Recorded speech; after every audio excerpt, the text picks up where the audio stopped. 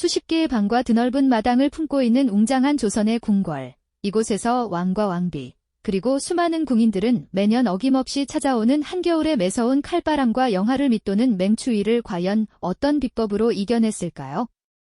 단순히 장작을 태워 불을 피우는 것만으로는 이토록 거대한 규모의 목조 건축물 전체를 따스하게 지켜내기란 거의 불가능에 가까웠을 텐데요. 현대의 편리한 난방 시스템이 존재하지 않던 그 시절, 우리 조상들은 과연 어떤 기발하고도 과학적인 방법으로 이 차가운 돌담과 나무 기둥 사이에 따뜻한 온기를 불어넣었던 것일까요? 궁궐의 눈부신 아름다운 뒤편에 숨겨진 단순히 보기에 좋은 것을 넘어 생존을 위한 처절하면서도 치밀했던 설계, 그리고 그 속에 고스란히 담겨있는 선조들의 놀라운 지혜를 지금부터 저와 함께 탐험해 보시죠. 이 이야기는 차가운 겨울바람 속에서도 결코 꺼지지 않던 인간의 삶을 지켜내고자 했던 뜨거운 지혜의 불꽃에 대한 깊이 있는 기록이 될 것입니다. 조선의 겨울은 상상 이상으로 혹독한 계절이었습니다. 저 멀리 시베리아 대륙에서 불어오는 차갑고 건조한 북서풍은 한반도 전체를 꽁꽁 얼어붙게 만들었죠.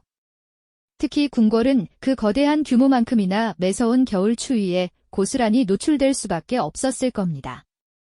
사방이 탁 트인 드넓은 마당을 가로지르고 수많은 전각들 사이를 휘몰아치는 칼바람은 마치 살아 숨쉬는 거대한 괴물처럼 궁궐의 모든 틈새를 파고들었을 테니까요. 눈 덮인 고즈넉한 궁궐의 전경을 잠시 머릿속으로 그려보세요. 고요하고 아름다운 설경 속에서도 어딘가 모르게 스며들어 있는 차갑고 냉정한 기운이 느껴지지 않으시는지요? 두꺼운 겨울옷을 몇 겹이나 껴입고도 온몸을 덜덜 떨며 궁궐 안을 바쁘게 오가는 궁인들의 모습은 당시의 혹독한 추위를 여실히 보여주는 장면이었을 겁니다. 그들은 얼어붙은 손을 연신 호호 불어가며 하루 종일 주어진 임무를 수행했을 테고 밤이 되면 차가운 기운이 가득한 전각 안에서 또다시 혹독한 추위와 밤새 싸워야 했을 겁니다. 조선시대의 건축물은 대부분 나무로 지어진 목조 구조였습니다. 나무는 습기에 강하고 가공하기 쉬워 건축 재료로는 훌륭했지만 단열 성능 면에서는 아쉽게도 한계가 명확했습니다. 차가운 공기를 효과적으로 막아내기 어려웠고 미세한 틈새로 스며드는 바람은 아무리 두껍게 지어진 벽이라 한들 완벽하게 차단하기란 불가능에 가까웠겠죠. 창문은 두꺼운 종이로 발라져 있었지만 그 틈새와 문틈 사이로는 매서운 바람이 쉴 새 없이 새어들어와 전각 안의 온기를 앗아갔을 겁니다. 상상해보면 잠자리에 들기 위해 두꺼운 이불 속으로 몸을 웅크려 파고들어도 발끝부터 스멀스멀 스며드는 냉기에 쉽사리 잠들지 못하는 밤이 부지기수였을 것 같습니다. 수십 채의 전각과 셀 수 없이 많은 방들이 존재하는 이 거대한 궁궐에서 단순히 방 한 칸을 데우는 것을 넘어 이러한 혹독한 추위를 체계적으로 물리치기 위한 방책은 분명히 훨씬 더 정교하고 과학적인 접근을 필요로 했을 겁니다. 과연 우리 조상들은 이 맹렬한 자연의 힘 앞에서 어떻게 맞서 싸웠을까요? 그들의 놀라운 지혜는 대체 어디에서부터 발현되었던 것일까요? 이 모든 궁금증을 풀어줄 실마리는 바로 오랜 세월 우리 민족의 삶과 함께하며 끊임없이 진화해온 특별한 난방 방식에 숨겨져 있습니다.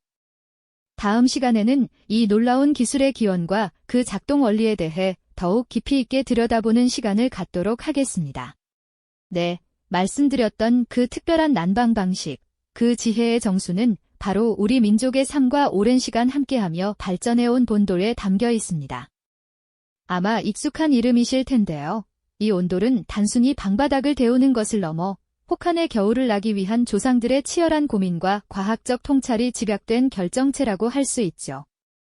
그 시작은 그리 화려하지 않았을 겁니다. 움집이나 초가집 같은 소박한 주거 공간에서 추위를 이겨내기 위해 바닥에 불을 지피던 원시적인 난방 방식에서부터 점차 진화했을 테니까요. 그렇다면 이 놀라운 온돌은 대체 어떤 원리로 차가운 땅을 따뜻한 온기로 가득 채웠을까요? 핵심은 세 가지 요소에 있습니다. 바로 불을 지피는 아궁이, 뜨거운 연기와 열기가 지나가는 통로인 고래, 그리고 최종적으로 연기를 밖으로 내보내는 굴뚝이죠.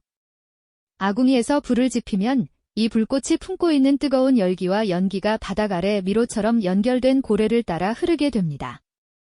마치 혈관처럼 얽힌 이 고래를 지나면서 열기는 바닥 전체에 고루 전달되고 다식은 연기는 굴뚝을 통해 밖으로 배출되는 순환 구조를 가지고 있는 것이죠.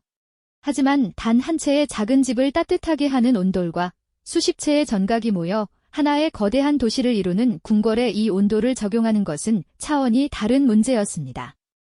상상해보세요. 왕과 왕비, 세자와 세자비는 물론이고 수많은 궁인들이 머무는 이 방대한 공간을 단지 몇 개의 아궁이만으로 효율적으로 데울 수 있었을까요? 아마 불가능에 가까웠을 겁니다. 특히 조선시대 궁궐은 대부분 목조 건축물이었기에 난방 과정에서 발생할 수 있는 화재의 위험 또한 결코 간과할 수 없는 심각한 문제였죠. 이러한 난관 앞에서 조선의 건축가들은 깊은 고뇌에 빠졌을 겁니다. 단순히 방 하나를 따뜻하게 하는 것을 넘어 궁궐 전체의 난방 효율을 극대화하고 동시에 안전까지 확보해야 하는 복합적인 숙제를 풀어야 했으니까요. 그들이 찾아낸 해답은 바로 온돌 구조를 상상 이상으로 정교하고 거대하게 확장하는 것이었습니다. 궁궐의 전각 아래에는 일반 가정집에서는 볼 수 없는 길고 복잡한 형태의 고래들이 마치 거미줄처럼 촘촘하게 얽혀 있었죠. 단순히 길게만 늘어뜨린 것이 아닙니다. 열기가 고루 퍼지도록 고래의 넓이와 깊이를 조절하고 연기가 막히지 않도록 연도 시스템을 더욱 복잡하고 효율적으로 설계했습니다. 심지어 전각의 벽체 안쪽에도 특별한 단열 구조를 적용하는 등 열 손실을 최소화하기 위한 다양한 건축적 지혜를 발휘했습니다. 예를 들어 궁궐 건축에서는 디중 궁벽과 같은 독특한 구조를 찾아볼 수 있는데요. 이는 벽체 내부에 공기층을 두어 외부의 차가운 공기를 한 번 더 막아주는 역할을 함으로써 실내 온기가 밖으로 새어나가는 것을 방지하는 놀라운 과학적 설계였답니다. 이렇게 거대한 궁궐 전체를 데우기 위한 난방 시스템은 단순한 기술을 넘어 마치 살아있는 유기체처럼 복잡하고 정교하게 작동해야 했죠. 여러 채의 건물을 효율적으로 연결하여 열기를 분배하고 연기가 역류하거나 실내로 스며드는 것을 막기 위한 치밀한 계산까지 모든 것이 완벽하게 조화를 이루어야 했습니다. 조선의 건축가들은 바로 이런 지점에서 자연의 맹렬한 추위에 맞서 인간의 삶을 따뜻하게 지켜내기 위한 위대한 지혜를 발현했던 것이죠. 그들의 손끝에서 탄생한 온돌은 단순한 난방 장치를 넘어 궁궐이라는 거대한 시스템 속에서 생존과 안락을 가능케 한 핵심적인 기술이었던 겁니다. 이처럼 조선의 건축가들은 차가운 자연의 맹위를 거스르며 인간의 삶을 따뜻하게 지켜내기 위해 실로 경이로운 지혜를 발현했죠. 궁궐 전체를 마치 살아있는 유기체처럼 움직이는 거대한 난방 시스템으로 만들어낸 그들의 손길은 단순한 기술을 넘어 혹독한 추위로부터 생존과 안락을 가능케 하는 핵심적인 지혜였습니다.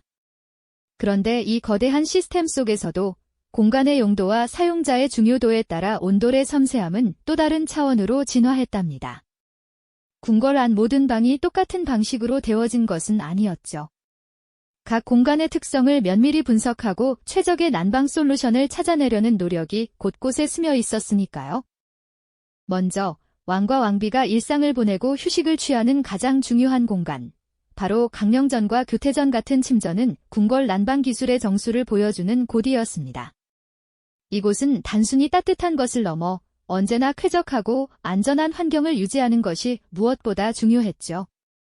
특히 잠자리에 드는 공간인 만큼 아궁이에서 피어나는 연기가 실내로 아주 미세하게라도 스며드는 일은 왕실 가족의 건강과 직결되었기에 용납될 수 없었을 겁니다.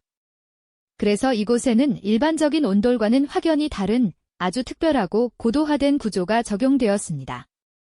바로 무량온돌이라는 방식인데요. 그 이름처럼 전기가 없는 온돌이라는 뜻을 지닌 무량온돌은 열기가 흐르는 고래와 방바닥 사이에 흙이나 자갈 같은 두터운 완충제를 두어 직접적인 연기의 접촉을 원천적으로 막았습니다. 고래를 통해 들어온 뜨거운 연기가 완충제를 데우고 이 완충제가 다시 방바닥으로 은은하고 고른 온기를 전달하는 방식이었죠. 덕분에 연기나 그을음이 새어 들어올 염려 없이 오늘날의 간접 복사 난방처럼 바닥에서 올라오는 부드러운 온기를 누릴 수 있었던 겁니다. 왕실 가족의 건강과 편안한 휴식을 최우선으로 고려한 지극히 섬세하고 과학적인 배려가 돋보이는 설계가 아닐 수 없죠.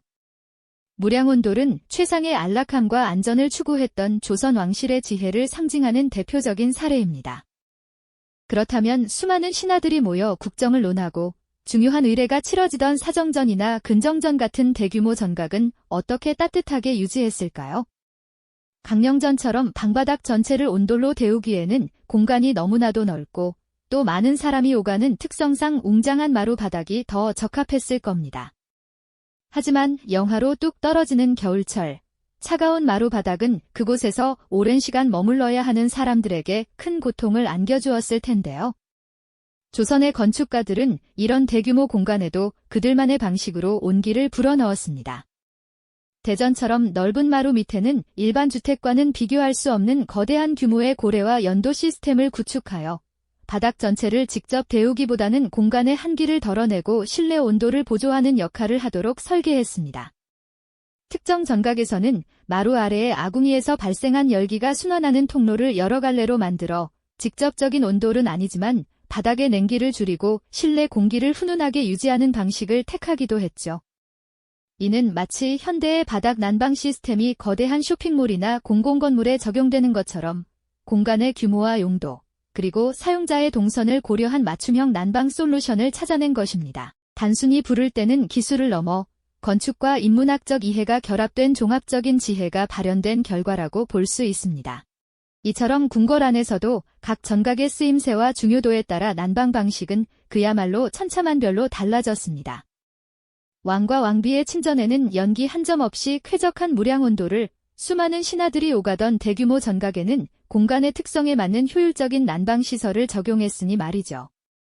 이는 단순히 온도를 설치하는 것을 넘어 공간에 대한 깊은 이해와 그곳에서 생활할 사람들을 배려하는 사용자 중심의 사고가 바탕이 되었음을 여실히 보여줍니다. 조선의 건축가들은 단순히 건물을 짓는 뛰어난 장인이 아니라 그 공간에서 살아갈 사람들의 삶과 건강, 그리고 안락함까지 헤아리는 위대한 지혜를 지닌 존재들이었던 겁니다. 그들의 손끝에서 탄생한 온돌은 궁궐이라는 거대한 시스템 속에서 각 공간의 필요에 완벽하게 조화된 생존과 안락의 핵심적인 기술이자 지혜의 산물이었던 것이죠. 네, 맞습니다. 조선의 건축가들은 단순히 건물을 짓는 기술자를 넘어 자연의 혹독한 위협 속에서 사람들의 생명을 지키고 따뜻한 삶을 돕는 치밀한 과학자이자 인문학자였던 셈이죠. 눈보라치는 한겨울, 궁궐 밖 매서운 칼바람에도 불구하고 그 안에서는 온돌이라는 거대한 심장이 묵묵히 뛰어 왕실 가족과 수많은 궁인들의 삶을 포근히 감쌌습니다.